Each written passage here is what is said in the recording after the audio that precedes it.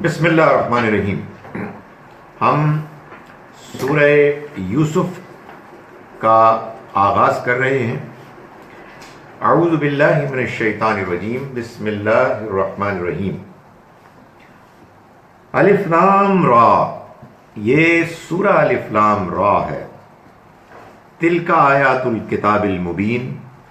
یہ اس کتاب کی آیات ہیں جو بالکل واضح ہے، یعنی جو اپنی بات کو بیان کرنے میں بالکل واضح ہے. جو مدعا بیان کرنا مقصود ہے وہ اس کو ایسے بیان کرتی ہے کہ اگر آپ کو زبان آتی ہے اور آپ دھیان سے اس کو پڑھ رہے ہیں تو آپ کو بات سمجھ میں آ جائے گی. یہ سورہ یوسف اور اگلی سورہ رعد، یہ دونوں جوڑا صورتیں ہیں. جیسا کہ قرآن مجید میں اللہ تعالیٰ نے اہتمام کیا ہے اکثر صورتوں کے معاملے میں، یعنی قرآن کی 114 صورتوں میں سے 108 صورتیں ہیں کہ جو جوڑا جوڑا ہیں، 54 جوڑے ہیں. ان میں سے ایک جوڑا یہ بھی ہے. اور یہ قرآن مجید کی صورتوں کے تیسرے گروپ جو سورہ یوسف، سورہ یونس سے شروع ہوتا ہے اور سورہ نور پر ختم ہوتا ہے، یہ اس کی تیسری سورہ ہے.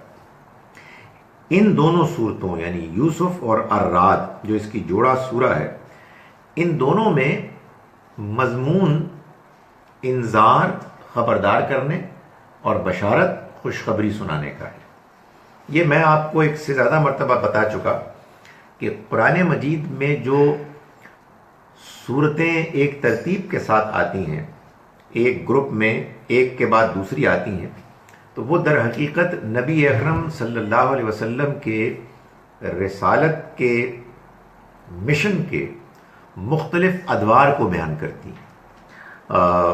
آپ کے دعوت کے مشن میں جو ادوار ہیں ان میں انذار ہے، وارننگ، انذار عام ہے، سب لوگوں کو وارننگ، ایک اسپیشل قریب کے لوگوں کو اور پھر سب کو وارننگ. اس کے بعد اتمام حجت، بات آخری حد تک واضح کر دینی کا اہتمام کیا جاتا ہے.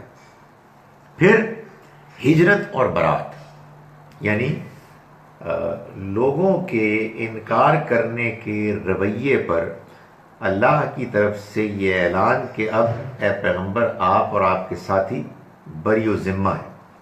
ان کے غلط رویے پر اب آپ کو کوئی پوچھ گچھ، باز پرس نہیں ہوگی اور آپ اس بستی کو چھوڑ کے چلے جائیں. مدنی صورتوں میں دو مضامین ہوتے ہیں.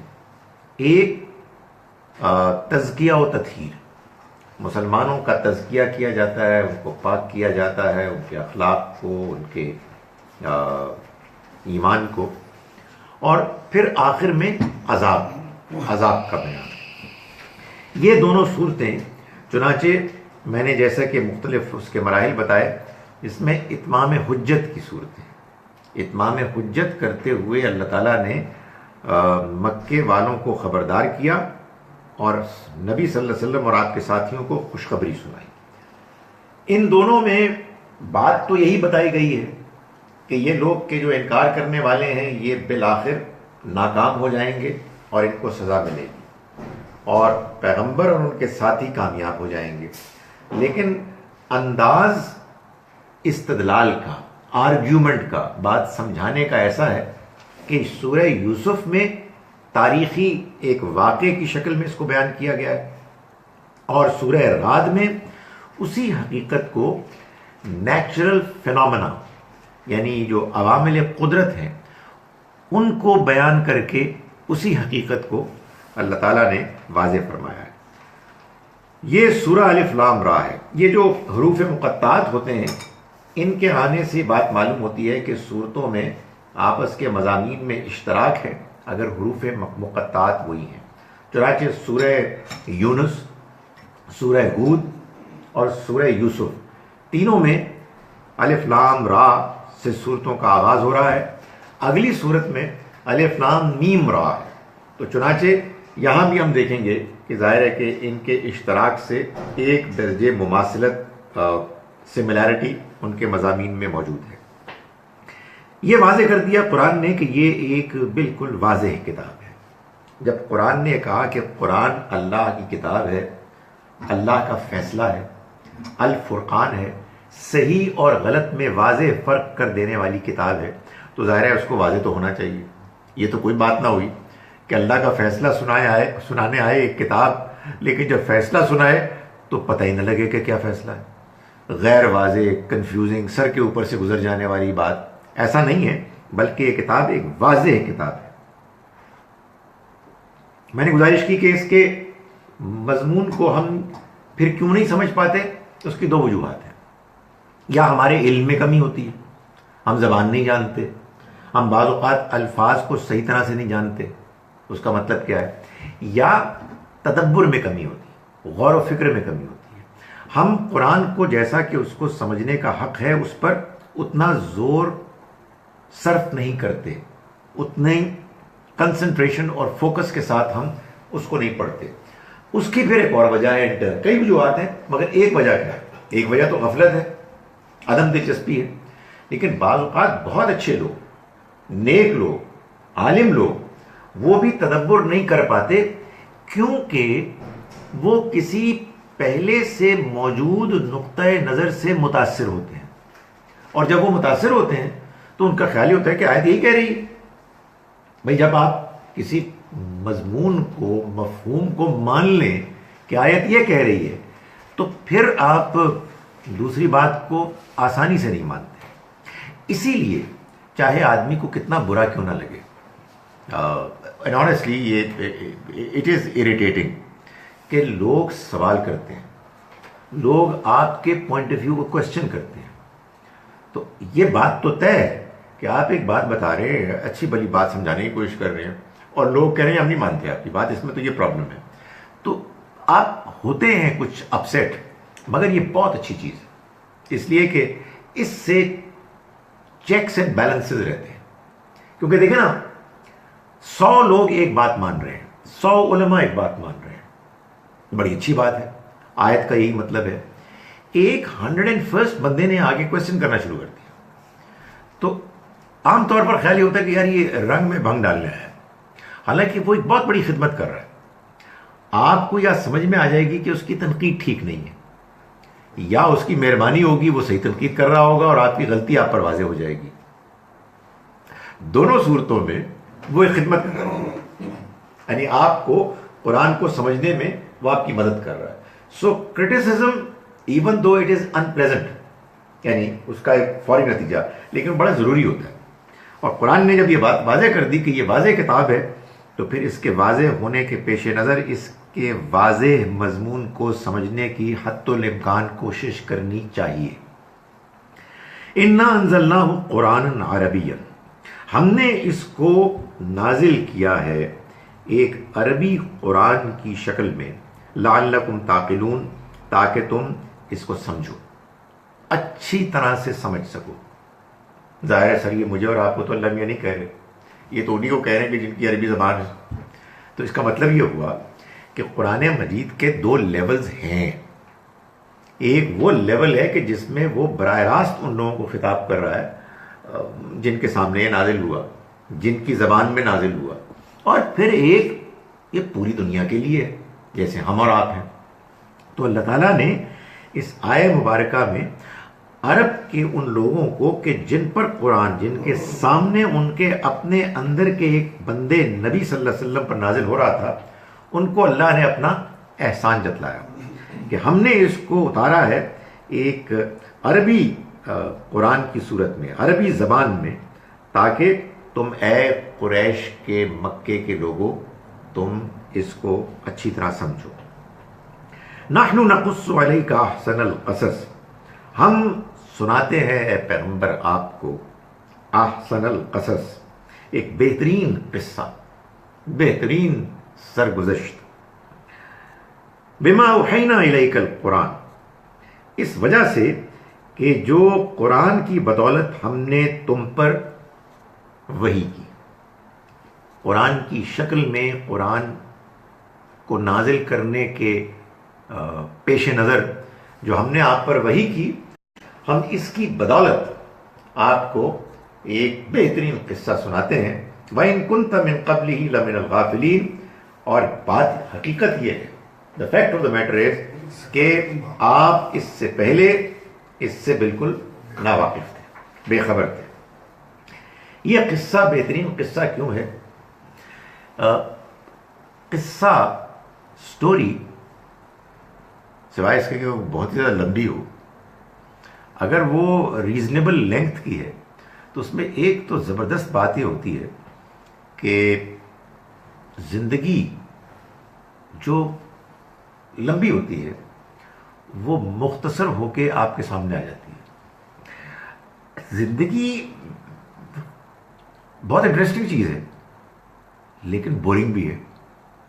24 گھنٹے میں بہت ایسا وقت آتا ہے کہ ہم اٹس اے ڈریگ.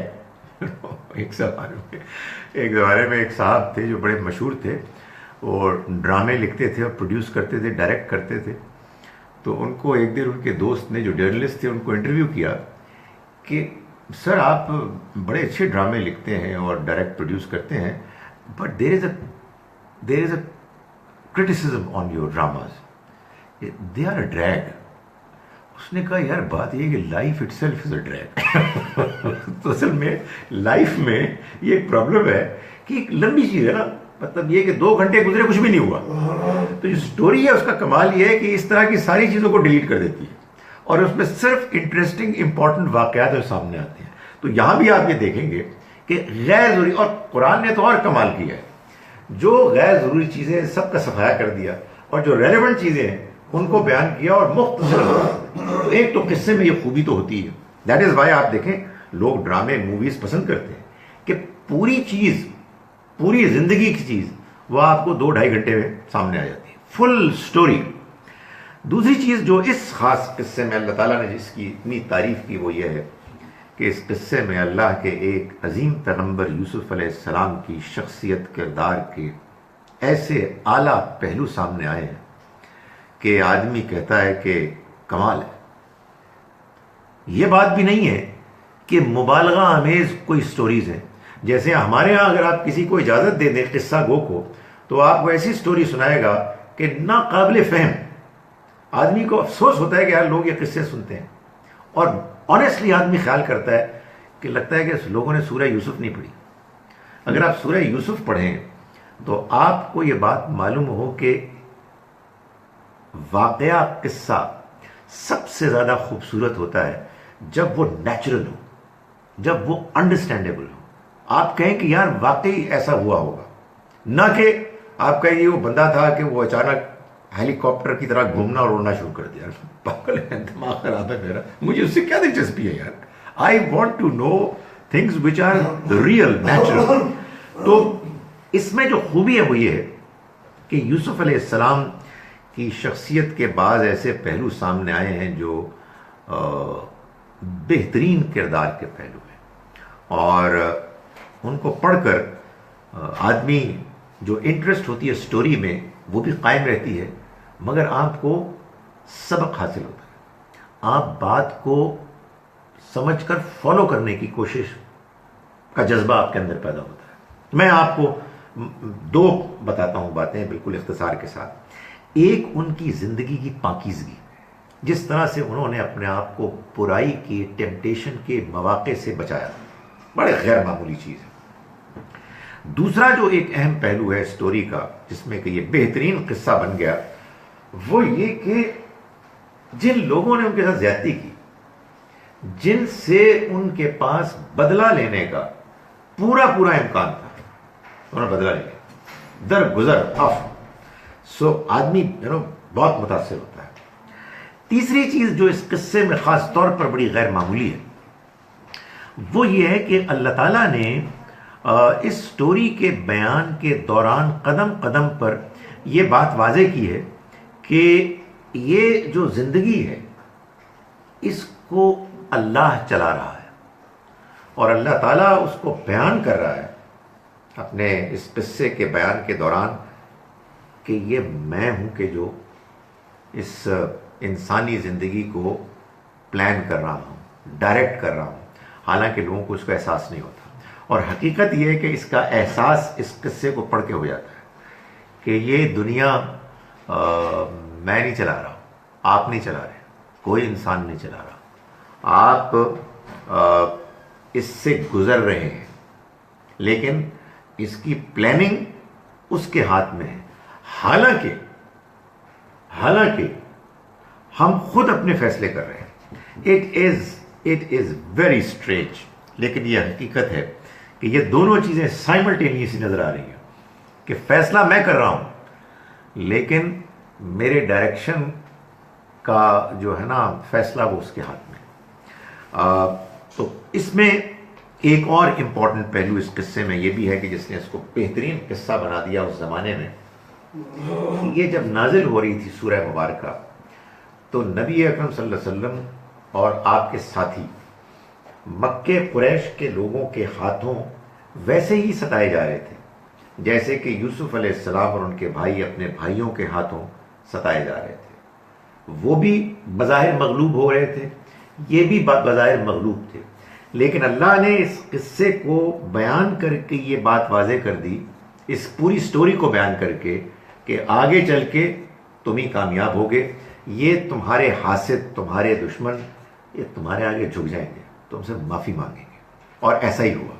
جب فتح مکہ کے موقع پر نبی صلی اللہ علیہ وسلم کے سامنے مکے کے وہ لوگ کہ جو ایک زمانے میں آپ کو اور آپ کے ساتھیوں کو ستا رہے تھے، وہ آ گئے سرنڈر کرنے کے لیے، تو نبی صلی اللہ علیہ وسلم جب پوچھا کہ میں بتاؤ اب تمہارے ساتھ کیا سلوک کروں، تو انہوں نے کہا کہ آپ ایک اخن کریم، انتہائی شریف النفس ایک بھائی ہیں اور ایک انتہائی شریف النفس انسان کے بیٹے ہیں، ہم آپ سے خیر کے امیدوار ہیں۔ تو انہوں نے فرمایا، نبی صلی اللہ علیہ وسلم نے فرمایا کہ میں تم کو وہی بات کہتا ہوں جو میرے بھائی یوسف نے اپنے بھائیوں کو کہی کہ لا تثریب علیکم اليوم، آج تم پر کوئی بلیم نہیں، انتم الطلقاء، تم آزاد ہو۔ تو یہ اس زمانے میں آپ دیکھیں کہ اللہ کی طرف سے اس قصے میں جو رہنمائی، جو حوصلہ، جو اطمینان حضور کو اور آپ کے ساتھیوں کو ملا ہوگا، اس کا ہم اندازہ بس کر سکتے ہیں۔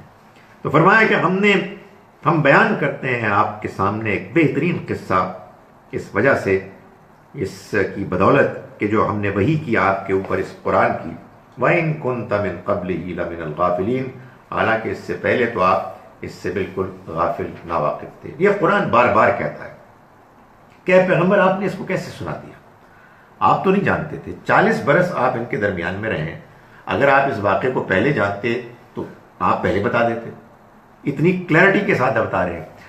قرآن مجید، یہ دیکھیں، یہ ہم جو مسلمان ہیں نا، ہم مسلمانوں کو ہم کہتے ہیں بہت خوش قسمت ہیں، الحمدللہ ہم مسلمان پیدا ہوئے ہیں، لیکن مسلمان پیدا ہونے کے نتیجے میں ایک ہمارے ساتھ معاملہ ہو گیا ہے، اور وہ معاملہ ذرا ڈیفرنٹ ہے صحابہ کرام سے۔ ہم بائی چوائس مسلمان نہیں ہوئے، بلکہ اللہ کے فیصلے سے ہو گئے، کسی مسلمان فیملی میں پیدا ہو گئے۔ تو یہ جو ایمان ہے، حضور پر ایمان، اللہ پر ایمان، آخرت پر ایمان، اس کی دعوت دیتا ہے قرآن، اور دعوت دینے کا مطلب یہ ہے کہ وہ دلائل فراہم کرتا ہے، وہ ہمیں اس بات پر جھنجھوڑتا ہے، مائل کرتا ہے کہ ہم غور کریں کہ یہ قرآن اللہ کی کتاب ہے، اینڈ دیئر فور نبی صلی اللہ علیہ وسلم اللہ کے پیغمبر ہیں۔ تو قرآن یہاں توجہ دلا رہا ہے کہ اس قصے کے بیان سے یہ سوال پھر واضح ہوتا ہے، یہ بات پھر واضح ہوتی ہے کہ یہ اللہ کے پیغمبر ہیں، اس لیے کہ اے پیغمبر آپ تو اس سے پہلے اس سے واقف نہیں تھے، تو پھر آپ نے اس کو کیسے سنایا؟ سوال یہ پیدا ہوتا ہے کہ یہ دا میئر فیکٹ کہ آپ کو یہ معلوم ہو کہ یہ حضور تو نہیں سنا سکتے تھے، کیا بندہ کو ایمان لے آئے گا؟ لے آئے گا ایمان؟ نہیں، میں بولوں نہیں آئے گا۔ تو پھر یہ قرآن کیا کہہ رہا ہے؟ قرآن یہ کہہ رہا ہے جب آپ کو یہ معلوم ہوگا کہ یہ واقعہ حضور خود نہیں سنا سکتے تھے اور یہ قرآن نے سنا دیا ہے، تو آپ قرآن کو سیریسلی پڑھیں گے، اور جب آپ قرآن کو سیریسلی پڑھیں گے نا، تو پھر آپ کے اندر ایمان داخل ہوگا، کسی غیر معمولی واقعے سے ایمان نہیں آتا. غیر معمولی واقعے کے نتیجے میں آپ کے اندر وہ سنجیدگی پیدا ہوتی ہے کہ جو اگر پیدا ہو جائے اور پھر آپ اللہ کے پیغام کو پڑھیں تو آپ محسوس کریں گڈنس می اللہ کا پیغام ہے. ایسا یہ بات تو کسی معجزے سے آپ ایمان نہیں لاتے. جب موسیٰ علیہ السلام کے سامنے جادوگر ان کو محسوس ہوا کہ یہ جادو نہیں ہے تو سرنڈر کر گئے، اس لیے کہ ان کو اب وہی باتیں جو موسیٰ علیہ السلام کی زبانی وہ سن چکے تھے اچانک سیریسلی کنسیڈر کرنے کا موقع ملا. ان کا بالکل ٹھیک ہے، اب بات سمجھ میں آ گئی. ہمارے اور ایمان کے درمیان حجاب ہوتا ہے، اور وہ حجاب اس کو جو نام بھی دیں جس وجہ سے بھی ہو، اس کا ایک عنوان ہے non seriousness. We don't take it seriously. تو خدا تعالیٰ کی طرف سے یہ دلائل ہوتے ہیں، یہ دلائل بندے کو ہلا دیتے ہیں، اور اس کے بعد آدمی جب قرآن پڑھتا ہے تو قرآن کا یہ دعویٰ ہے کہ جب کوئی بندہ سیریسلی قرآن کو پڑھے گا تو یہ ہو نہیں سکتا کہ وہ نہ مانے، اس لیے کہ قرآن اللہ کی کتاب ہے اور آپ کو اللہ تعالیٰ نے پیدا کیا ہے، آپ کی فطرت کو. ادھر سے قرآن کی لائٹ آئے گی، ادھر سے آپ کے اندر کی جو ہے نا ریسیپٹیونیس وہ اس کو قبول کرے گی. میں کہہ رہا تھا کہ بالکل آپ کی بات دل میں اتر رہی ہے اور بالکل بجا ہے جو آپ فرما رہے ہیں. لیکن چھوٹی سی تھوڑی سی ہٹ کے اس زمانے میں بائبل میں یہ قصہ تو موجود تھا اور آلموسٹ اسی شکل میں تھا، تو لوگوں کو معلوم تو تھا کہ اس قصے کا کہ نہیں. دیکھیے آپ میری ساری جو ہے پریزنٹیشن کو خراب کر رہے ہیں آپ. یو ایبسلیوٹلی سر، یہی طریقہ ہے. Thank you very much for asking. اس کی وجہ یہ ہے کہ دیکھیں میں آپ کو بتاتا ہوں، ایک آپ بھی جانتے ہیں میں بھی جانتا ہوں، ایک ہوتے ہیں مذہبی گروہ اور ایک ہوتے ہیں سیاسی گروہ. دونوں سے ہم واقف ہیں آج کل. مذہبی گروہوں میں بڑی کمزوریاں ہیں، سیاسی گروہوں میں بڑی کمزوریاں ہیں. تو ان کے جو ممبرز ہوتے ہیں نا، یہ اپنے اپنے بڑوں کو کچھ سچ اور کچھ جھوٹ سپورٹ کرتے ہیں اور نعرے لگاتے ہیں. Everybody knows from deep inside کہ یار اس کے اندر یہ اچھی چیز ہے، یہ بری چیز ہے، تو لیکن یار میں اس کا سپورٹر ہوں. پیغمبر کے بارے میں یہ بات کہ وہ جو بات بیان کرتے ہیں وہ بالکل سچ ہے، یہ اصل میں ایمان ہے. اور یہ ایمان کسی غیر پیغمبر والا سپورٹ نہیں ہے. وہ یار چلو ٹھیک ہے، بات کچھ سمجھ میں نہیں بھی آ رہی تو کیا فرق پڑتا ہے. تو اس کا جواب یہ ہے سر، اور یہ میں مختصر جواب دے رہا ہوں. آبویسلی اس کا تفصیلی جواب تو آپ خود پھر میرے جواب سننے کے بعد اس کو پڑھیں کہ یہ بات بالکل ٹھیک ہے کہ یوسف علیہ السلام کا قصہ بائبل میں بھی ہے. چنانچہ اس قصے اور اس قصے میں بہت سی باتیں کامن ہیں، ساری نہیں. بعض باتیں جہاں بڑے نمایاں ڈفرینسز ہیں، ذرا آپ دونوں کو کمپیئر کریں تو آپ یہ حیران ہوں گے کہ ظاہر کامن کیوں ہے. ظاہر بات انہی اللہ کے بندے کی ہو رہی ہے جو جن کا نام یوسف ہے، یوسف علیہ السلام کی. تو سٹوری تو اپنی تفصیلات میں ایک ہی ہوگی نا، مگر اس کے نریٹ کرنے میں بعض واقعات میں سٹوری کے وہ اختلاف ہے کہ جس کو اگر آپ سامنے رکھیں گے ایک نیوٹرل انسان کی حیثیت سے تو آپ کہیں گے یار یہ کیسے ہوا. اگر انہوں نے وہاں سے کاپی کیا ہے، پلیجرائز کیا، جیسا کہ یہود و نصارہ کا دعویٰ ہے، تو پھر یہ فرق کیوں ہو گیا. اور فرق وہ فرق ہے کہ قرآن نے جو اس فرق میں بات کی ہے وہ بائبل کے بیان سے سپیریئر لگتی ہے، نیچرل لگتی ہے. اب یہ ایمان کے بغیر آپ پڑھیں نیوٹرل ہو کے تو انشاءاللہ آپ محسوس کریں گے کہ قرآن کی بات ایسی لگتی ہے. یہ سر یہ قرآن کہہ رہا ہے کہ آپ بے خبر تھے. جو لوگ کہتے ہیں کہ حضور ہر چیز جانتے تھے، ان کے لیے یہ تو ویسے غلط کہتے ہیں. دیکھیں کیا جواب ہے. دیکھیں جتنے بھی لوگ قرآن مجید کو پڑھتے ہیں پہلے سے کوئی تصور قائم کر کے، میں کسی ایک فرد یا ایک گروہ کے بارے میں تبصرہ نہیں کر رہا، ان کو قرآن سمجھ میں آ ہی نہیں سکتا. اس لیے کہ یہ قرآن مجید کی انسلٹ ہے کہ آپ اصل میں تو فلسفہ سیکھیں کارل مارکس سے، داس کیپٹل سے، اور قرآن کی تلاوت کریں کہ آپ داس کیپٹل کو سپورٹ کریں گے، یہ تو زیادتی ہے. خدا کی کتاب اس لیے آئی ہے کہ آپ کو ہدایت دے اور آپ کو بتائے کہ کارل مارکس کے فلسفے میں کیا صحیح ہے اور کیا غلط ہے. لیکن آپ اگر کارل مارکس کے فلسفے کو اصل مان کے آپ قرآن پڑھیں گے تو آپ کو کوئی ہدایت نہیں ملے گی، اس لیے کہ یہ کتاب ہدایت ہے اللہ کی طرف سے. اب جو لوگ یہ بات طے کر چکے ہیں کہ نبی صلی اللہ علیہ وسلم کو سب کچھ معلوم ہے، یہ کہاں سے طے کریں گے؟ ہمارا تو سارا فلسفہ، سارا نظریہ، سارا ایمان قرآن پر مبنی ہونا چاہیے. اور اگر ہم نے ایک چیز قرآن سے غلطی سے سمجھ لی ہے اور قرآن کی کوئی دوسری بات سامنے آ گئی ہے تو ہمیں اپنی بات کی غلطی کو تسلیم کر لینا چاہیے. تو جو آپ سوال کر رہے ہیں اس کا جواب سیدھا سادہ یہ ہے کہ مجھے نہیں پتا. جو لوگ یہ کہتے ہیں کہ حضور سب کچھ جانتے تھے، وہ کیسے کہتے ہیں مجھے نہیں معلوم، بالکل نہیں معلوم. اس قال یوسف، یہ اس وقت کی بات ہے کہ جب یوسف نے کہا لأبیہ، اپنے والد سے، یعنی یعقوب علیہ السلام سے، جن کا دوسرا نام تھا اسرائیل، جس کی وجہ سے ان کے یہ جو بیٹے ہیں 12، یہ بھی اور ان کے خاندان کو کہا جانے لگا بنی اسرائیل یا بنو اسرائیل. تو جب کہا یوسف نے اپنے والد سے، یا ابتی، اے ابا جان، انی رأیت 11 کوکبا، میں نے دیکھا 11 ستارے، والشمس والقمر، اور میں نے دیکھا سورج اور چاند ہیں، رأیتہم، میں نے ان کو دیکھا، لی ساجدین، کہ وہ مجھ کو سجدہ کر رہے ہیں. یہ انداز بیان جو اس طرح سے اختیار کیا گیا، اس میں مقصد یہ حقیقت کمیونیکیٹ کرنا تھا کہ یوسف علیہ السلام، معلوم ہوتا ہے بائبل سے کہ اس وقت کا جب کا یہ قصہ ہے، کوئی 17 سال کے تھے، یعنی ٹین ایجر تھے، اور یہ کوئی واقعہ ہے، آپ سمجھیے کہ 1890، اراؤنڈ 2000 ایئرس قبل المسیح کا واقعہ ہے.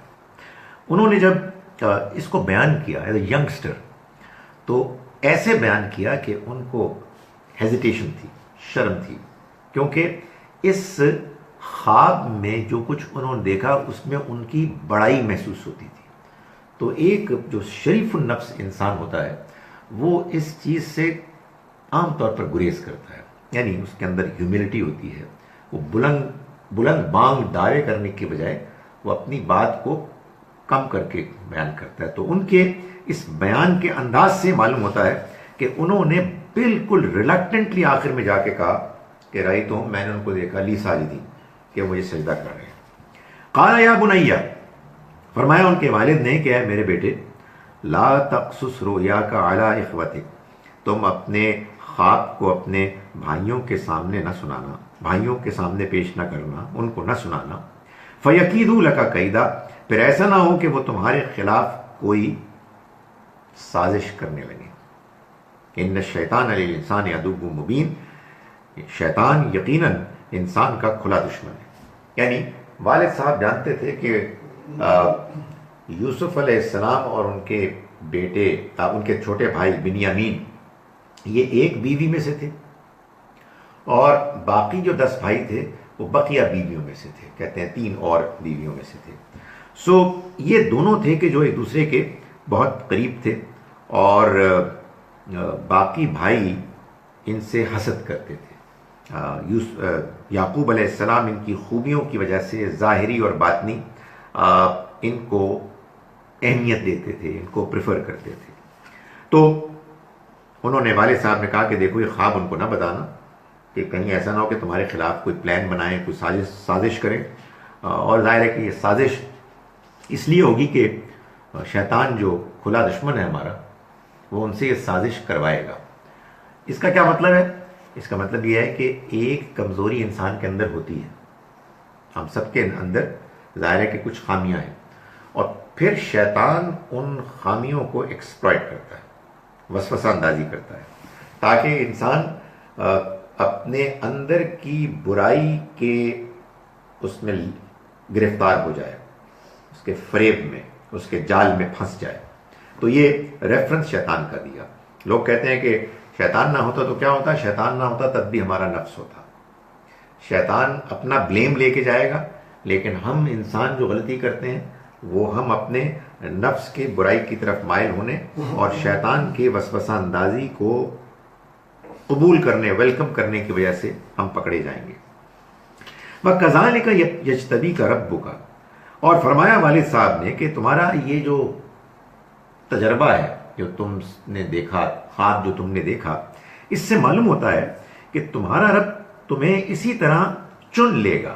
یجتبیک ربک ویعلمک من تاویل الاحادیث، اور تمہیں باتوں کی حقیقت تک پہنچنا سکھائے گا۔ یعنی معلوم یہ ہوتا ہے کہ یوسف علیہ السلام کے بارے میں یعقوب علیہ السلام نے یہ بات جان لی کہ ان کو نبوت ملے گی۔ ظاہر ہے وہ خود بھی نبی تھے تو وہ اس تجربے سے تو گزرے ہوں گے، تو انہوں نے محسوس کیا کہ یہ جو ان کو ایکسپیرینسز ہو رہے ہیں یہ اس بات کی انڈیکیشن ہے کہ اللہ نے ان کو اپنا پیغمبر بنانے کا فیصلہ کر لیا۔ پیغمبری سے مناسبت رکھتی ہے کچھ خواب کی تعبیر بیان کرنا، اس لیے کہ اس میں کچھ آپ کو ایسی چیزیں نظر آتی ہیں جو سمبولک ہوتی ہیں، اور سمبلز کے ذریعے سے یہ فیصلہ کرنا کہ اصل میں اس سے مراد کیا ہے، یہ اس کے لیے ایک خاص مزاجی مناسبت چاہیے، اور یہ اللہ کے وہ نیک بندے کے جن میں سے بعض کو اللہ پیغمبری کا مقام دیتا ہے، یہ ان کو اللہ کی طرف سے نصیب ہوتی ہے۔ تو فرمایا کہ یہ معلوم ہوتا ہے کہ وہ تمہیں باتوں کی حقیقت جاننے کا علم دے گا۔ وَيُتِمُّ نِعْمَتَهُ عَلَيْكَ وَعَلَىٰ آلِ یعقوب، اور وہ پورا کرے گا اپنی نعمت کو تمام کرے گا تم پر، اور وَعَلَىٰ آلِ یعقوب، اور یعقوب کی اولاد پر، کما اتمہا، جیسے کہ اس نے اس کو پورا کیا، علی ابویک، تمہارے بزرگوں پر، من قبل، اس سے پہلے۔ بزرگ کون؟ ابراہیم و اسحاق، ابراہیم اور اسحاق۔ ان ربک علیم حکیم، یقیناً تمہارا رب جاننے والا ہے، بڑی حکمت والا ہے۔ یعنی یہ بتا دیا یعقوب علیہ السلام نے کہ اس خواب کے نتیجے میں یہ معلوم ہوتا ہے کہ اب تم اللہ کے پیغمبر بنو گے، اور اس کو کیسے بیان کیا کہ یہ معلوم ہوتا ہے کہ اس نے تمہیں چن لیا، وہ تمہیں باتوں کی حقیقت تک پہنچنا سکھائے گا اور تم پر اپنی نعمت تمام کرے گا۔ نعمت تمام کرنے کا مطلب یہی ہے، الیوم اکملت لکم دینکم واتممت علیکم نعمتی، آیا نا سورہ مائدہ میں، یعنی بالکل آخری آیات میں سے، بعض لوگوں کے نزدیک آخری، سب سے آخری آیت ہے۔ یعنی نعمت تمام ہونا، آئسنگ آن دا کیک۔ ہمارے اندر ہماری فطرت یہ اللہ کی نعمت ہے، ہمارے اندر پہلے سے نیکی اور بدی کا احساس موجود ہے، ہم جانتے ہیں کہ اخلاقی طور پر اچھائی کیا ہے اور اخلاقی طور پر برائی کیا ہے۔ یہ ایک بڑا گمبھیر مسئلہ ہے۔ لوگ کہتے ہیں کہ یہ جس معاشرے میں آپ جیتے ہیں وہ معاشرہ آپ کو سکھاتا ہے، you learn it, it's not inborn. یہ بحث ہے لوگوں کے درمیان۔ حقیقت یہ ہے کہ اس کو علمی طور پر آپ جیسے بھی بحث کریں، میں جانتا ہوں، آئی ایم شور آپ جانتے ہیں کہ ہمارے اچھے زمانوں میں، ہاں جی آ گیا، اور ہم اپنے والد اپنی والدہ کی بات کو اہمیت دیتے تھے اور ان کو آئیڈیلائز کرتے تھے۔ اس کے باوجود کبھی کبھار یہ ہوتا تھا کہ خیال آتا تھا کہ یار یہ والد صاحب کو ایسے نہیں کرنا چاہیے تھا، والدہ صاحب نے یہ ٹھیک نہیں کیا، صاحبہ نے یہ، انہوں نے یہ بات ٹھیک نہیں کی۔ یہ کیوں ہوتا ہے؟ جی ہمارے اندر ایک اللہ نے ایک چیز رکھی ہوئی ہے کہ جو ہم کو اندر سے یہ محسوس کرواتی ہے کہ جو معاملات ہو رہے ہیں وہ ٹھیک نہیں ہیں۔ تو یہ تو ہے ہماری فطرت۔ یہ فطرت بڑی زبردست ہے، اس کے اندر بڑی خوبیاں ہیں، لیکن اس کے اندر بعض خامیاں ہیں، اس کی کچھ لمیٹیشنز ہیں۔ اللہ کا دین آ کے ان کمزوریوں، ان لمیٹیشنز کو ختم کر دیتا ہے۔ یعنی وہ جو انسان کے اندر کسر ہے نا اس کو دور کر دیتا ہے. چنانچہ اللہ تعالیٰ نے فرمایا کہ اللہ کا دین، اللہ کا پیغام نعمت کو تمام کر دیتا ہے، یعنی جو پہلے سے نعمت موجود ہے اس کو مکمل کر دیتا ہے. تو یہ اصل میں اشارہ تھا کہ وہ تمام کر دے گا اپنی نعمت کو، جیسا کہ اس نے ایسا کیا ابراہیم اور اسحاق کے معاملے میں. اور تمہارا رب بہت جاننے والا، حکمت والا ہے. یعنی مطلب یہ ہے کہ اس کا یہ انتخاب جو تمہارے معاملے میں ہوا وہ اس کے علم اور اس کی حکمت پر مبنی ہے. وہ جانتا ہے، وہ حکمت والا ہے، اسی لیے اس نے تمہارا انتخاب کیا. لقد کان فی یوسف واخوتہ آیات للسائلین، یقیناً یوسف اور ان کے بھائیوں میں ایک بڑی نشانیاں ہیں ان لوگوں کے لیے کہ جو پوچھنے والے ہیں. یعنی ان کی سرگزشت میں بہت نشانیاں ہیں. پوچھنے والے جو سوال کر رہے تھے، جو یہ پوچھ رہے تھے کہ بنے گا کیا، یہ جو اب سٹرگل شروع ہوئی ہے، یہ جو ٹسل شروع ہوئی ہے، اس میں کون کامیاب ہوگا، کون ناکام ہوگا، یہ جو اب ستائے جا رہے ہیں تو ان کا انجام کیا ہوگا. تو اللہ تعالیٰ نے فرمایا کہ یہ پوچھنے والوں کے لیے اس میں بڑی آیات ہیں، بڑی نشانیاں ہیں. اللہ تعالیٰ اس قصے کے ذریعے سے بتا رہا ہے کہ آگے کیا ہونے والا ہے. اس قالوا لیوسف، یہ اس وقت کی بات ہے کہ جب انہوں نے یعنی بھائیوں نے کہا کہ یوسف و اخوہ اور اس کے بھائی احب الی ابینا، ہمارے والد کو زیادہ محبوب ہے، منا ہمارے مقابلے میں، ونحن عصبہ، حالانکہ ہم ایک جتھا ہے، ہم ایک گروہ ہیں.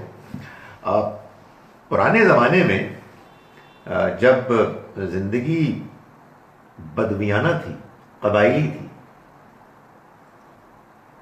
اس طرح کا آپ کا سسٹم تو نہیں ہوتا تھا جیسے کہ اب آپ کا نظام ہے، شہری سسٹم ہے، پولیس ہے، رینجرز ہیں، فوج ہے، یہ سب. پہلے تو کیا ہوتا تھا کہ آپ اپنی سیکیورٹی کا خود بندوبست کرتے تھے، دائیں بائیں نہ جانے کتنے خطرات ہوتے تھے. تو اس زمانے میں بیٹے اور بڑی تعداد میں بیٹے یہ ایک بہت زبردست ایسٹ سمجھا جاتا تھا کہ یہ گویا کہ ہماری سیکیورٹی، ان کے نتیجے میں ہم مضبوط ہوں گے. چنانچہ جس کے بیٹے ہوتے تھے اس کی بڑی شان ہوتی تھی.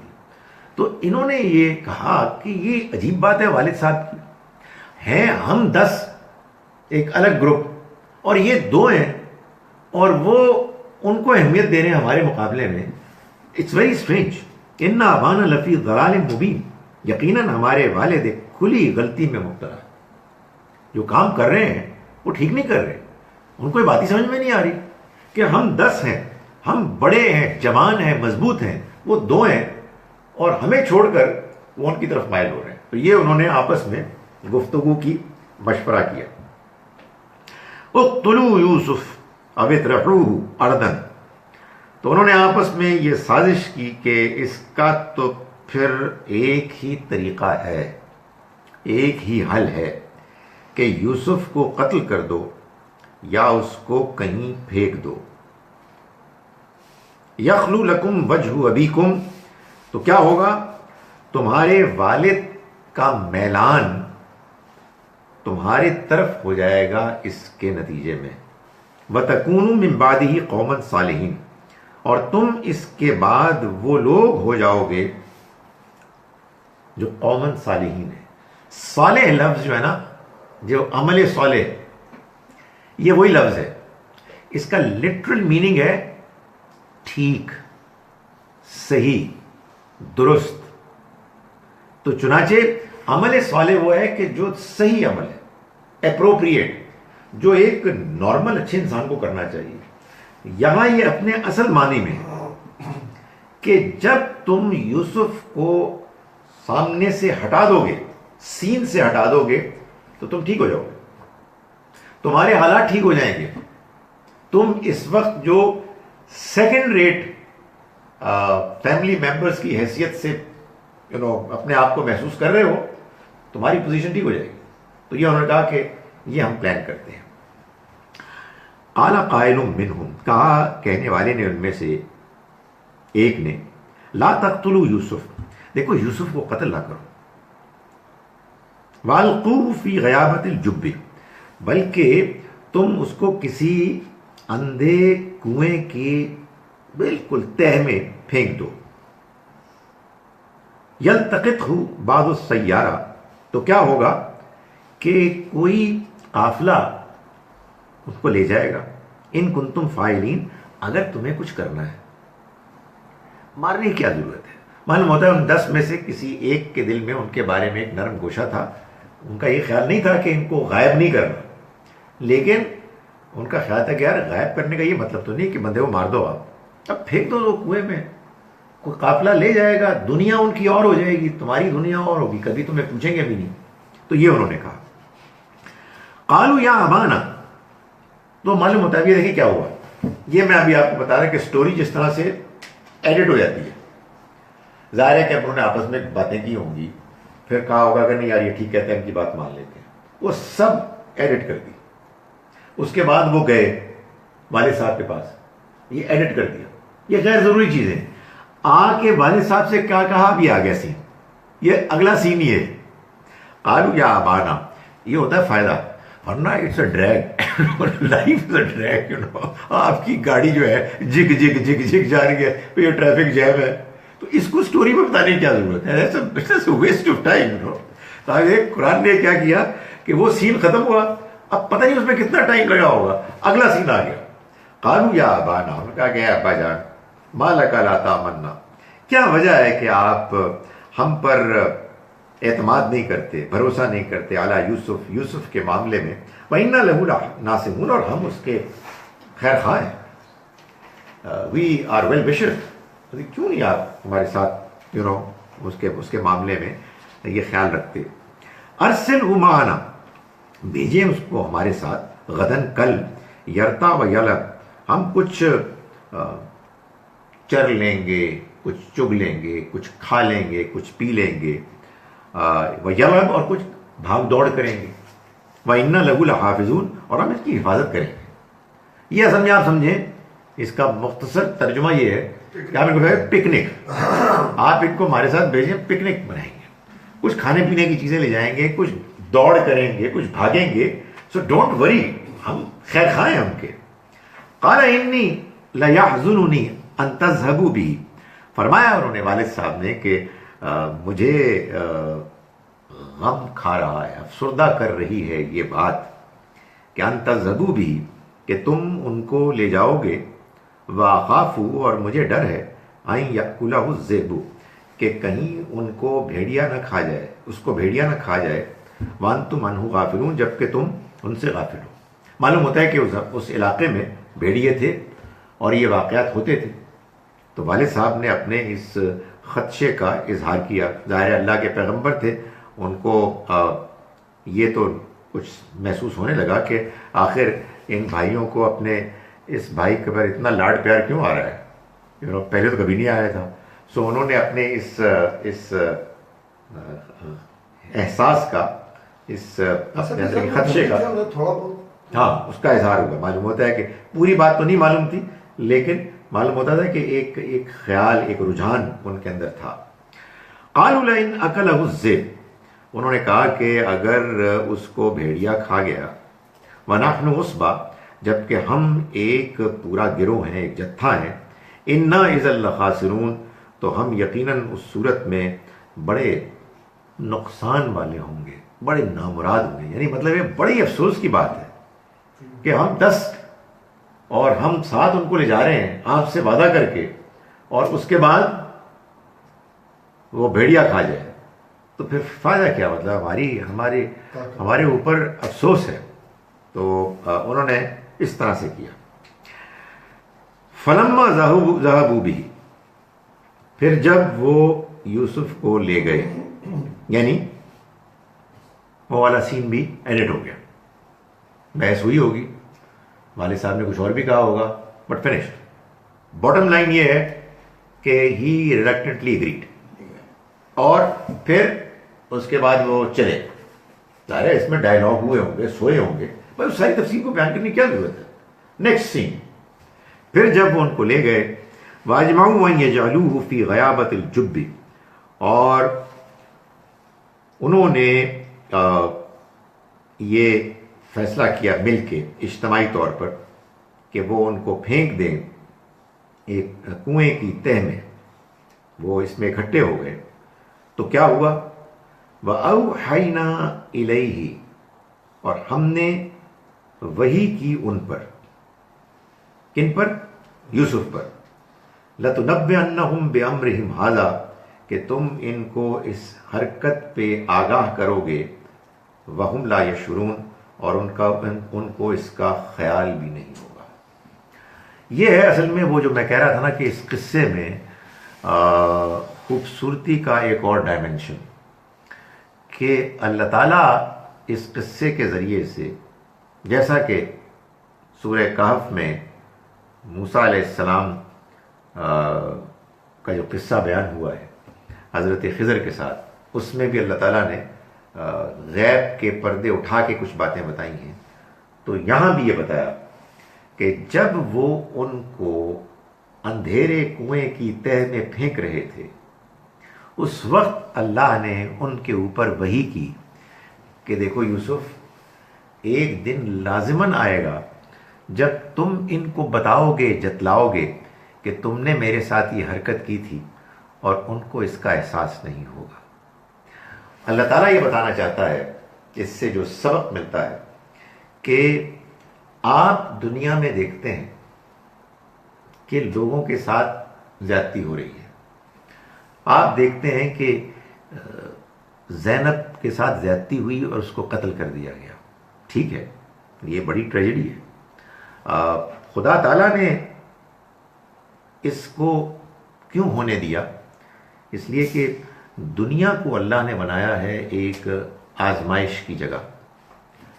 آزمائش کے لیے ضروری ہے کہ وہ لوگوں کو آزادی دے، لوگوں کو اختیار دے. اگر اللہ تعالیٰ لوگوں سے زبردستی کروا کے اپنے نتائج کو وہ سامنے لائے تو پھر امتحان ختم ہو جائے گا. پھر میں اور آپ اور تمام انسان روبوٹس ہوں گے. زبردستی نیکی کے کام کریں گے، زبردستی نمازیں پڑھیں گے، اور معلوم ہوگا کہ ایک بس ڈرامہ ہو رہا ہے. لیکن اللہ نے اس دنیا کی زندگی کو ایک حقیقی آزمائش کی جگہ بنایا ہے. اس وجہ سے آپ یہ دیکھتے ہیں کہ لوگ گھناؤنے سے گھناؤنا جرم بھی اگر کرنا چاہیں تو وہ کر لیتے ہیں، سوائے اس کے کہ کہیں اللہ اپنی مصلحت کے تحت کسی موقع پر کسی کو کوئی کام نہ کرنے دے. مثال کے طور پر آپ دیکھیں نا کہ تورات اللہ کی کتاب، انجیل اللہ کی کتاب، زبور کا نام میں ایک وجہ سے نہیں لے رہا اس موقع پر. اللہ کی کتابیں انسانوں میں سے بعضوں نے اس کو بدل دیا. اللہ چاہتا تو نہ بدل سکتے ہو، لیکن اللہ نے انسانوں کو آزادی دی ہے.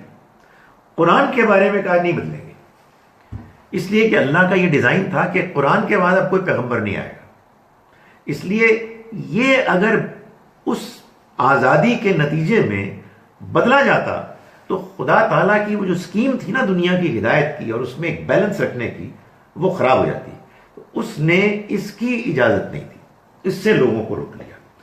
ورنہ قتل بھی لوگ ہوتے ہیں، زیادتیاں بھی ہوتی ہیں، ڈکیتیاں بھی ہوتی ہیں، بیکار قسم کے لوگ، فراڈ قسم کے لوگ بعض اوقات کامیاب ہو جاتے ہیں، اعلیٰ ترین کردار کے لوگ ہیں کہ بعض اوقات ناکام ہو جاتے ہیں. اس دنیا میں یہ آزمائش ہے.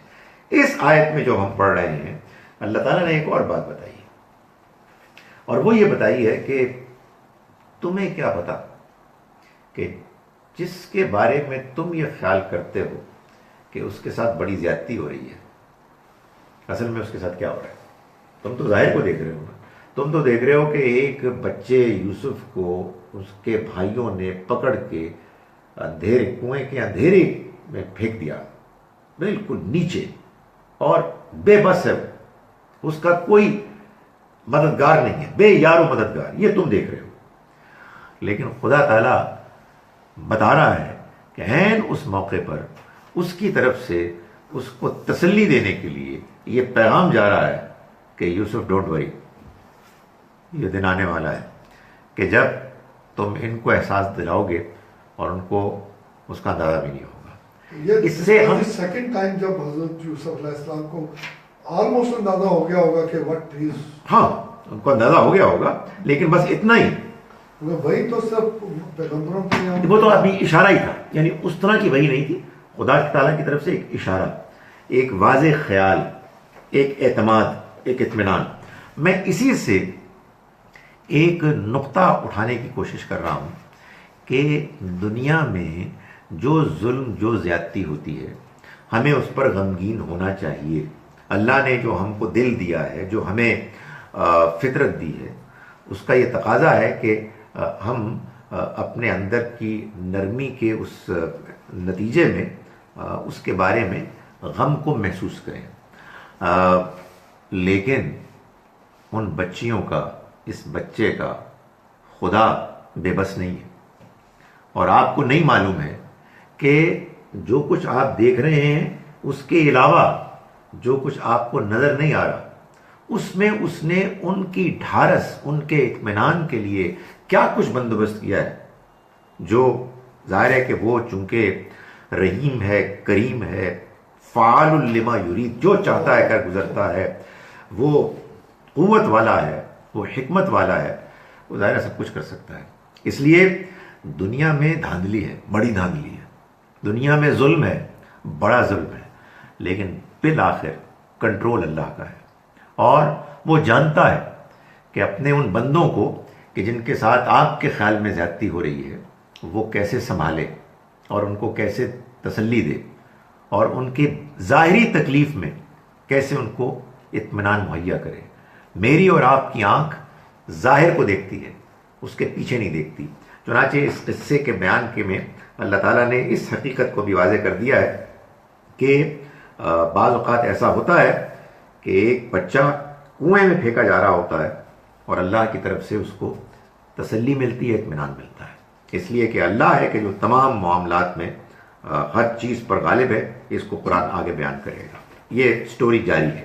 میں اب آپ کے سامنے جو کچھ آج ہم نے آیات پڑھی ہیں اس کا ترجمہ ایک مرتبہ پھر کر رہا ہوں. بسم اللہ الرحمن الرحیم. یہ سورہ غیر معمولی ہے، انشاءاللہ آپ دیکھیں گے کہ غیر معمولی اس میں اور باتیں ہیں. بسم اللہ الرحمن الرحیم. الف لام را، یہ سورہ الف لام را ہے. تلک آیات الکتاب المبین، یہ ایک واضح کر دینے والی کتاب کی آیات ہے.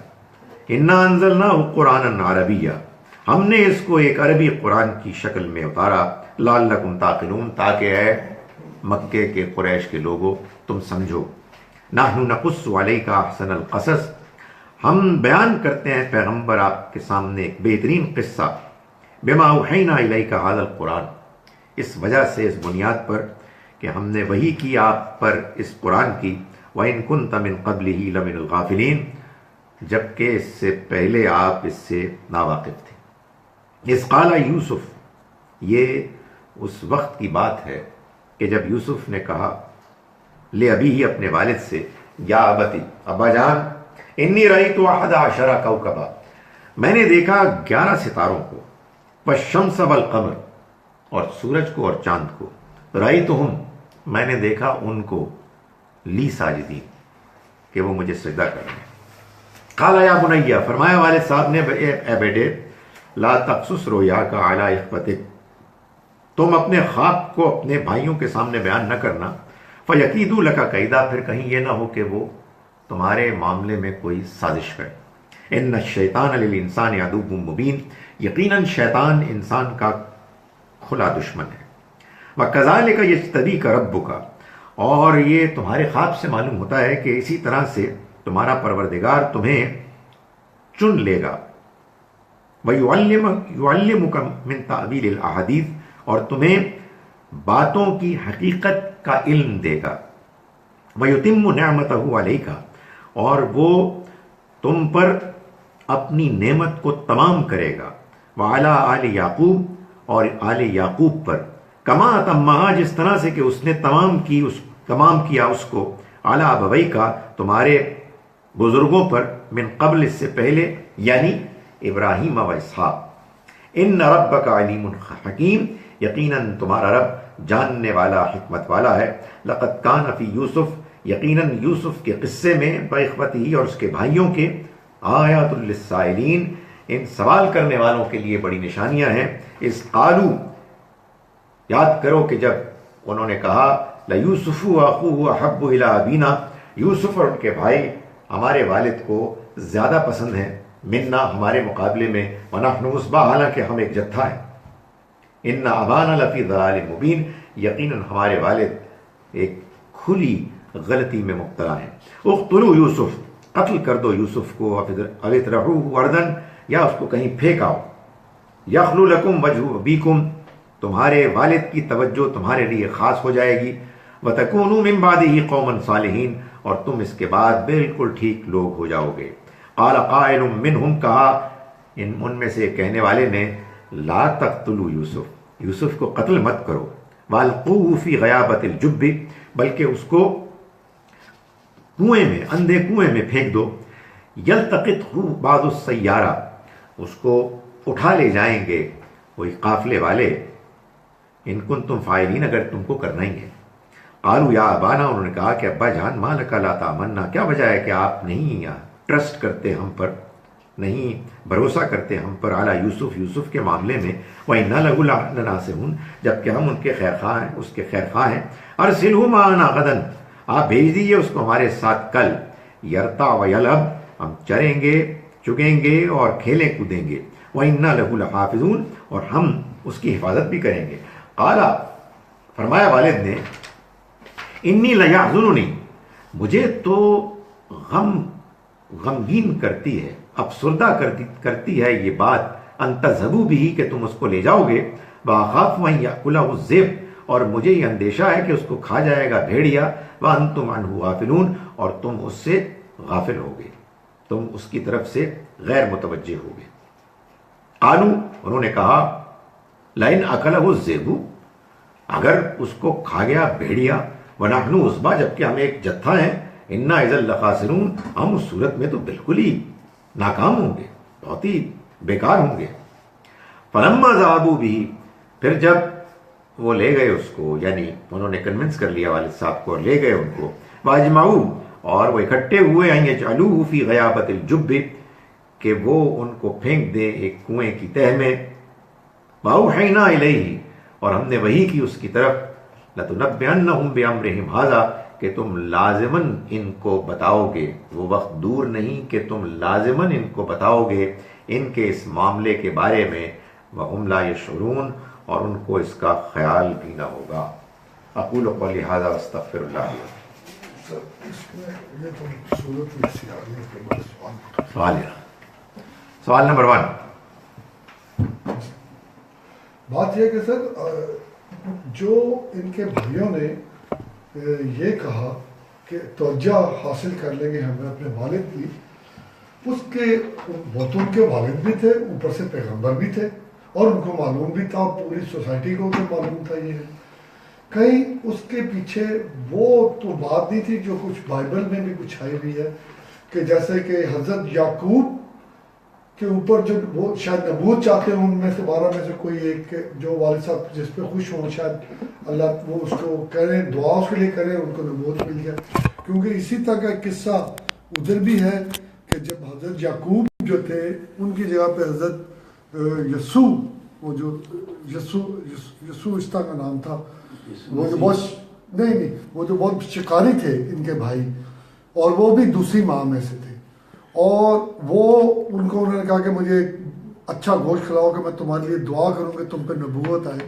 حضرت اسحاق نے کہا، اور وہ گئے تو پیچھے سے ان کی والدہ نے وہ کر کرا کے ان کو آگے کر دیا، دعائیں یہ لے گئے اس کو، کہ نبی نے تو ایک دفعہ جب دعا لے لی تو دے دی، تو کہیں یہ چیز تو ان کے ذہن میں نہیں تھی جو راغب کرنے کی، باقی تو والد تو وہ ہاں ان کے لیے تو مادر ان کے فادر کے لیے ایٹیچیوڈ تو ہر ایک کے ساتھ ہے۔ دیکھیں قصہ یہ ہے کہ اللہ تعالیٰ نے ابراہیم علیہ السلام کے بعد اس بات کا فیصلہ کیا کہ اب کار نبوت انڈیویجولی افراد کے پاس نہیں ہوگی، بلکہ پورے خاندان ابراہیم کو چن لیا گیا، خاندان ابراہیم کے دو حصے ہیں، ایک بنی اسماعیل اور ایک بنی اسرائیل۔ بنی اسرائیل کا انتخاب پہلے ہوا، اسحاق علیہ السلام، یعقوب علیہ السلام، پھر ان کی اولاد۔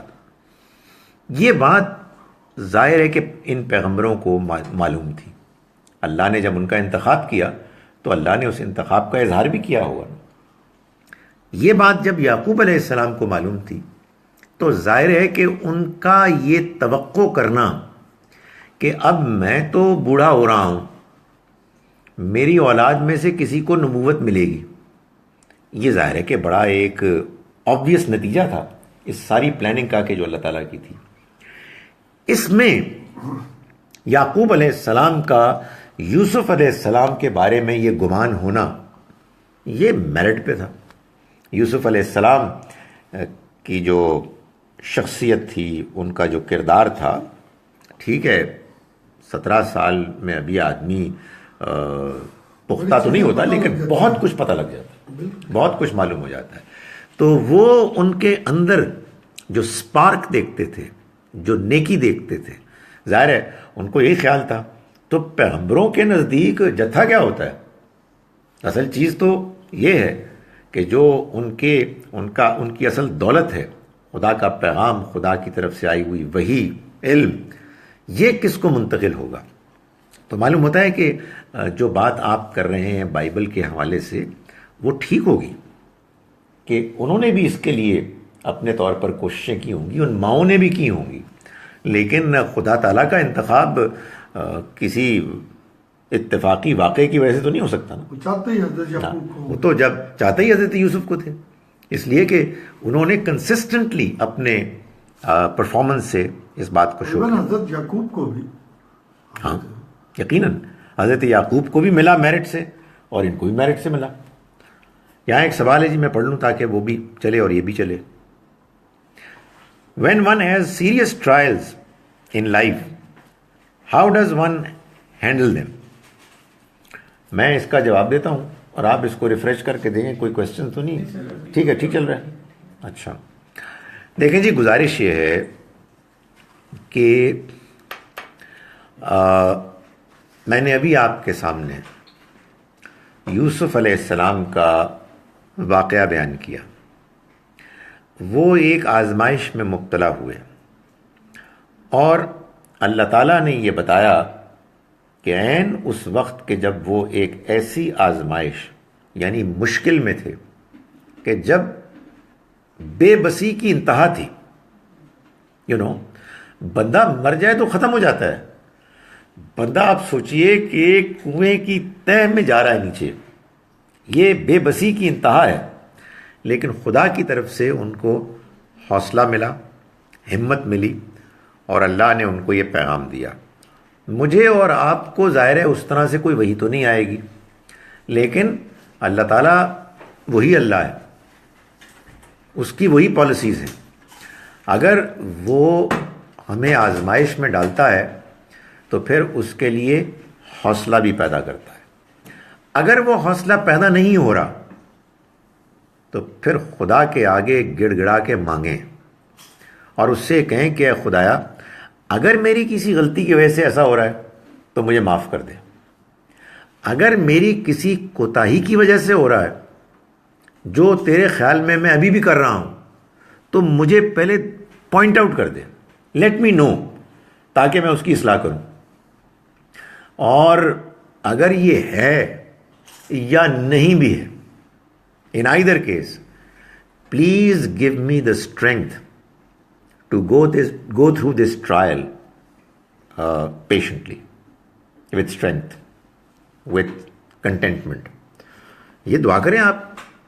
میں آپ کو کیا بتاؤں، آپ کا رب ہے جس نے آپ کو آزمائش میں ڈالا ہے، وہ کبھی کوئی غلط فیصلہ نہیں کرتا ہے۔ آزمائش انسان کے اوپر، جو آزمائش سے مراد ظاہر ہے I'm sure کہ مراد یہی ہے کہ مشکلات کی آزمائش، وہ یا صرف اس لیے آتی ہے کہ بندہ صبر کر کے اپنے درجات کو اللہ کے ہاں بلند کروائے، تو وہ اللہ تعالیٰ حوصلہ دیتا ہے۔ حوصلے میں کوئی کمی آ رہی ہے تو اس سے حوصلہ مانگیے۔ کیسے مانگیے؟ وَاسْتَعِینُوا بِالصَّبْرِ وَالصَّلَاةِ، تم مدد چاہو مانگو صبر اور صلات، نماز کے ذریعے سے، یعنی نماز پڑھے اور اللہ سے صبر مانگے، حوصلہ مانگے۔ میں نے گزارش کی کہ اگر اللہ تعالیٰ کے فیصلے میں ایک پہلو یہ ہے کہ کوئی آپ سے کوتاہی ہوئی ہے یا کوتاہی ہو رہی ہے تو اس سے پوچھیں کہ مجھے بتائیے میں نے کیا غلطی کی ہے جس کی بنیاد پر یہ ہو رہا ہے، تاکہ میں اس کو دور کروں۔ تو ایک بندہ مومن کے لیے زندگی مشکل ہوتی ہے لیکن آسان بھی ہوتی ہے، اس لیے کہ اصل میں یہ جو اللہ تعالیٰ نے بتایا نا کہ اللہ اپنے دین کے ذریعے سے نعمت تمام کرتا ہے، اس کا مطلب کیا ہے؟ اس کا مطلب یہ ہے سر کہ دنیا بڑی زبردست جگہ ہے۔ دنیا میں جو زندگی ہم کو ملی ہے، کوئی آدمی مرنا نہیں چاہتا، اس میں جو کچھ ہم کو ملا ہے ہم اس کو چاہتے ہیں، بقول اس اشتہار کے we are loving it, we like it, you know. مگر اس میں کچھ پرابلمز ہیں۔ اس میں پرابلم یہ ہے کہ یہاں ہم بعض اوقات ایسے ہماری زندگی میں مومنٹس آتے ہیں کہ ہم کمزور ہوتے ہیں، ہم ولنریبل ہوتے ہیں، ہم بے بس ہوتے ہیں۔ پرابلم یہ ہے کہ ہمارے اندر ایک موریلٹی رکھی گئی ہے جو بے چین رہتی ہے، دنیا میں ہوتا کچھ اور ہے اور اندر کا ضمیر کچھ اور چاہتا ہے۔ پرابلم یہ ہے کہ ہم اس دنیا میں انصاف چاہتے ہیں اور اس دنیا میں ظلم زیادتیاں ہوتی ہیں۔ پرابلم یہ ہے کہ ہم اس دنیا میں جینا چاہتے ہیں اور ہمیں موت نظر آ رہی ہوتی ہے۔ تو زندگی ایک نعمت ہے، مگر نعمت کے باوجود اس میں کچھ خلا ہے۔ خدا کا پیغام کیا کرتا ہے؟ ان کمیوں کو دور کر دیتا ہے۔ تو پھر کیا ہوا؟ نعمت مکمل ہو گئی۔ آپ کو پریشر آیا، آپ کے اندر کمزوری آئی، اس کو پکارے کہ جس کے پاس سب کچھ ہے وہ آپ کی مدد کرے گا، آپ کو حوصلہ دے گا۔ آپ کا ضمیر بے چین ہوتا ہے کہ یہ کیا ہو رہا ہے، تو اس کا جواب ملے گا یہ آزمائش ہے، آخرت میں ٹھیک ہو جائے گا۔ دنیا میں زیادتی ہے، دنیا میں ناانصافی ہے، دنیا میں زینبیں قتل ہو رہی ہیں، تو قرآن آپ کو بتاتا ہے کہ وہ دن جب آئے گا تو اذا الموءودۃ سئلت، وہ دن وہ ہوگا کہ جب زندہ دفن کی گئی لڑکی سے پوچھا جائے گا بأی ذنب قتلت، کہ تم کس جرم کی پاداش میں قتل کی گئی، وہاں انصاف ہو جائے گا۔ اور آپ کو موت سے پرابلم میں موت سے ڈر لگتا ہے، اس زندگی میں موت ختم ہو جائے گی۔ سر یہ ہمارے حکموں سے نہیں پوچھا جائے گا؟ میں کچھ دنوں سے ٹی وی دیکھ رہا ہوں، ایک جگہ کو تو چھوڑ دیں، ہر چوتھی جگہ پہ یہاں پہ چائلڈ ابیوز ہو رہی ہے۔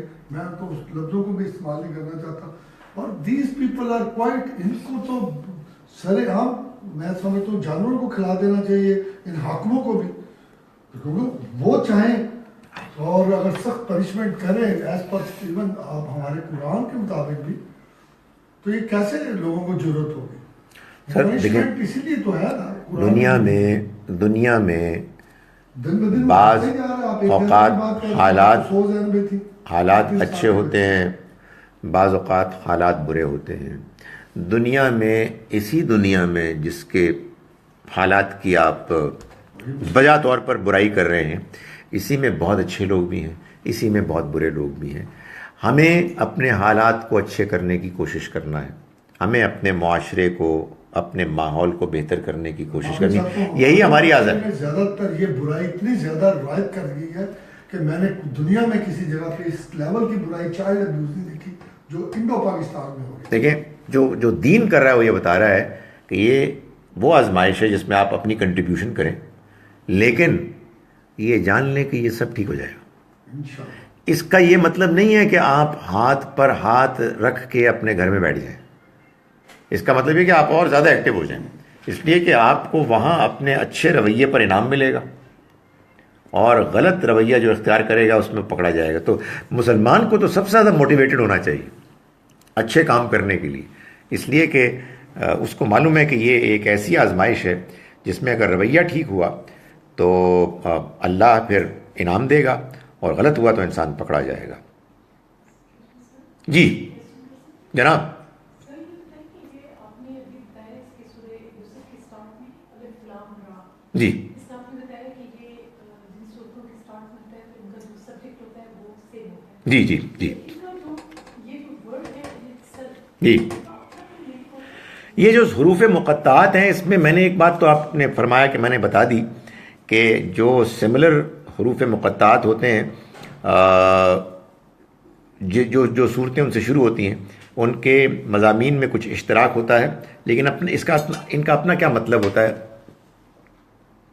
چند حروف کے بارے میں ہم جانتے ہیں، ایک کے بارے میں یقینی طور پر، ایک کے بارے میں کافی حد تک، اور ایک کے بارے میں اس سے کچھ کم.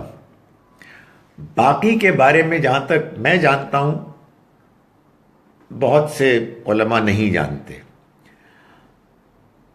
کہنے کا مقصد یہ ہے کہ حروف مقطعات کے بارے میں اللہ نے ایک بات کو کلیئرلی بتا کے یہ اشارہ کر دیا ہے کہ اوروں کو بھی جان سکتے ہو. ہمت کرو، تحقیق کرو، تمہیں اور چیزیں بھی معلوم ہو جائیں گی. جو جان سکتے ہیں وہ میں آپ کو بتا دیتا ہوں. میں کئی مرتبہ بتا چکا ہوں. بعض اوقات ہوتا ہی ہے کہ ایک نئی سورہ شروع ہوتی ہے تو آدمی سوچتا ہے یار پھر وہی تقریر کریں، بٹ صاحب بور ہو جائیں گے، تو پھر میں ان کو دیکھ کے تقریر نہیں کرتا.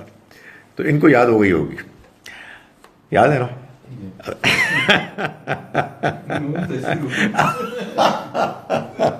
یہ دیکھا اب میں نروس ہو گیا ہوں، لیکن میں آپ کو یہ سمجھ کے کہ میں آپ سے بات نہیں کر رہا، میں بیان کر رہا ہوں. قرآن مجید کی سورہ نمبر 68 ہے، 68، سورہ نون. اس کا نام سورہ قلم بھی ہے. اس کا آغاز نون سے ہوتا ہے، یہی جیسے الف لام میم طٰہٰ ایٹسیٹرا. نون عربی زبان میں مچھلی کو کہتے ہیں. یہ لفظ اس مفہوم میں قرآن میں استعمال بھی ہوا ہے. اور جو پرانی زبانیں تھیں ان کے الفابیٹس وہ اصل میں اشیاء کی تصویریں تھیں. جیسے آج بھی چائنیز جیپنیز زبانوں میں آپ دیکھتے ہیں نا کہ وہ تصویریں ہیں. تو نون اگر آپ ایک خاص سٹائل سے لکھیں تو یہ مچھلی ہے جس کی ایک آنکھ آپ کو نظر آ رہی ہے، اس کا سائیڈ ویو، اور اس کا مطلب بھی مچھلی ہے. چنانچہ سورہ قلم یا سورہ نون جس کا آغاز نون سے ہوتا ہے، اس میں چھوٹی سی سورہ ہے، کو بہت لمبی نہیں ہے. اس میں اللہ تعالیٰ نے فرمایا نبی صلی اللہ علیہ وسلم کو صبر کی تلقین کرتے ہوئے کہ وَلَا تَكُنْ كَصَاحِبِ الْحُوتِ، اور تم مچھلی والے کی طرح نہ ہو جانا. یعنی تم اپنے انکار کرنے والوں کے انکار اور ان کے ستانے پر بے صبر نہ ہو جاؤ، بلکہ اللہ کے فیصلے کا انتظار کرو، اور اس بندے کی طرح نہ ہو جاؤ کہ جنہوں نے ہمارے فیصلے کے آنے سے پہلے ہی غصے میں آ کے گھبرا کر ہجرت کر لی، یعنی یونس علیہ السلام. سو معلوم یہ ہوا کہ وہ سورہ کہ جس کا آغاز نون سے ہوا، اس میں نون مچھلی کا ذکر بھی ہے. اسی طرح سے ایک دوسرا حرف ہے توئے. توئے کو اگر آپ دیکھیں تو وہ ایسے لکھی جاتی ہے کہ جیسے ایک سانپ ہے کہ جو اٹھ رہا ہے، تو یہ سانپ سے اس کا کچھ تعلق ہے. اور قرآن مجید میں جہاں جہاں جو صورتیں توئے سے شروع ہوئی ہیں، طٰہٰ، طاسین میم وغیرہ، ان میں لازماً موسیٰ علیہ السلام کا واقعہ بیان ہوا ہے، اور موسیٰ علیہ السلام کے واقعے میں سانپ کا ذکر ہے. تو یہ ایک اشارہ ہے. اس سے یہ معلوم ہوا کہ quite apart from the fact کہ قرآن مجید کی جو صورتیں حروف مقطعات سے شروع ہوتی ہیں، اگر انہی حروف سے دوسری صورتیں شروع ہوتی ہیں تو ان کے مفہوم میں کافی کامنالٹی ہے. یہ بات بھی ہے کہ اگر انسان مزید تحقیق کریں تو ان کو یہ بات معلوم ہو جائے کہ حروف جو مفہوم رکھتے ہیں اس مفہوم میں اور سورہ کے مضمون میں بھی اشتراک ہے، بلکہ وہ جو حروف ہیں وہ اس مضمون کی طرف اشارہ کرتے ہیں. اچھا، اس سوال کا جواب دینے کا فائدہ یا نقصان یہ ہوا کہ کچھ سوالات اور آ گئے، ڈپینڈنگ اپون آپ اس کو کس اینگل سے دیکھتے ہیں۔ ایک سوال یہ ہے جناب کہ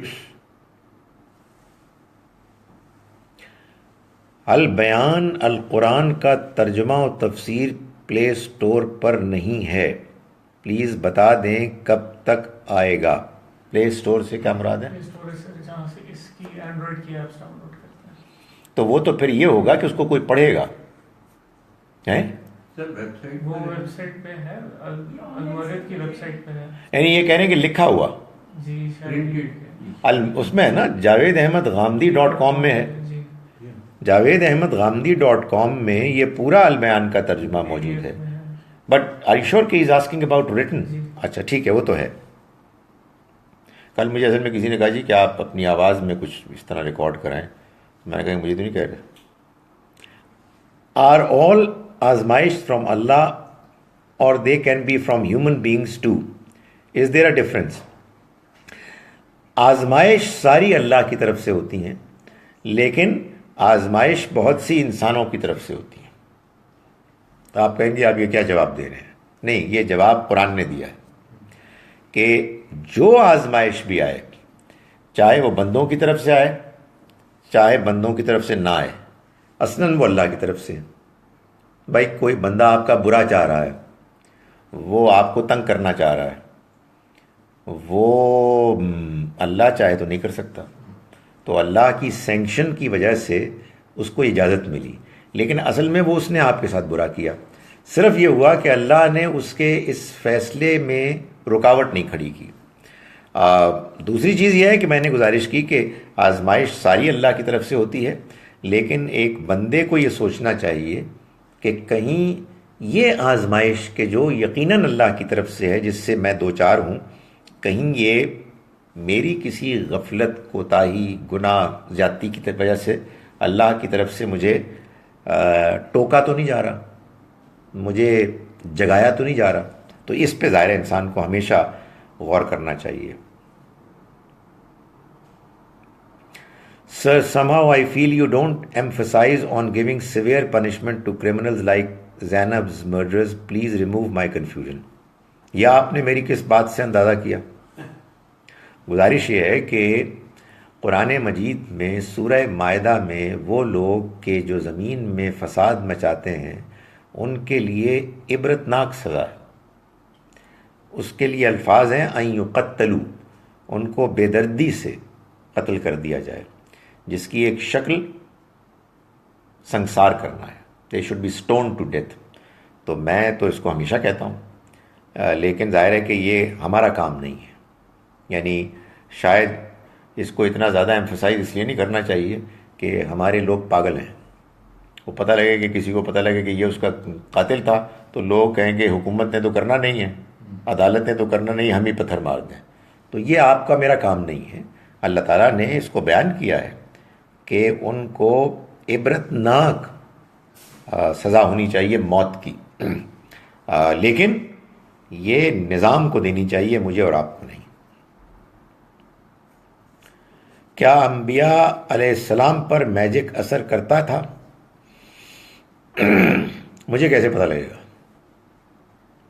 بھائی بات یہ ہے کہ انبیاء علیہ السلام پر اگر کوئی میجک کرے گا، قرآن سے معلوم ہوتا ہے کہ لوگوں نے کیا، لیکن ان کے اوپر اس کا وہ اثر نہیں ہو سکتا کہ جس کے نتیجے میں وہ کار نبوت کی رسپانسبلٹیز کو ادا کرنے سے بے بس ہو جائے، یہ نہیں ہو سکتا۔